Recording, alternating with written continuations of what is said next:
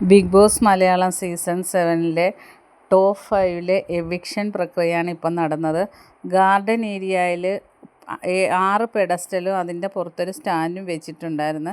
Big boss വന്ന പണിപ്പുരയിൽ നിങ്ങളുടെ ഫോട്ടോസിൻ്റെ puzzles ഉണ്ട്, അതെടുത്ത് ഗാർഡൻ ഏരിയയിൽ ആ ടേബിളിൻ്റെ പുറത്ത് കൊണ്ടുവന്ന് സെറ്റ് ചെയ്യണമെന്ന്. അങ്ങനെ എല്ലാവരും പണിപ്പുര വാതിക്കൽ നിൽക്കുവാണ്. അപ്പോൾ ബിഗ് ബോസ് പെട്ടെന്ന് തുറന്നില്ല. അപ്പോൾ ഇവർ പറയുന്നുണ്ട്, ബിഗ് ബോസ് തുറക്ക്, കുറച്ച് നേരമായല്ലോ. അപ്പോൾ ബിഗ് ബോസ് പറഞ്ഞു, ഇതുപോലല്ലേ നിങ്ങൾ ഫുഡ് ഐറ്റംസ് എടുക്കാൻ വേണ്ടി പണിപ്പുരയിൽ നിന്നിട്ടുള്ളത്, പണിപ്പുര വാതിക്കൽ നിന്നിട്ടുള്ളത്. ഇപ്പം നിങ്ങൾ നിൽക്കുന്നത് നിങ്ങൾക്ക് സേഫ് ആകാൻ വേണ്ടിയുള്ള ഒരു ടാസ്കിൻ്റെ ഭാഗമായിട്ടാണെന്ന്.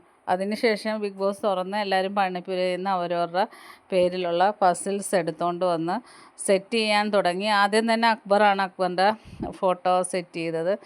ഓരോരുത്തരും ചെയ്തപ്പോൾ നൂറയുടെ ഒരു പസിൽസ് ഇല്ലായിരുന്നു.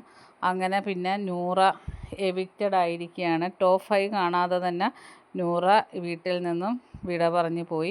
അങ്ങനെ എല്ലാവരോടും യാത്ര പറഞ്ഞു, എല്ലാവരെയും കെട്ടിപ്പിടിച്ച്.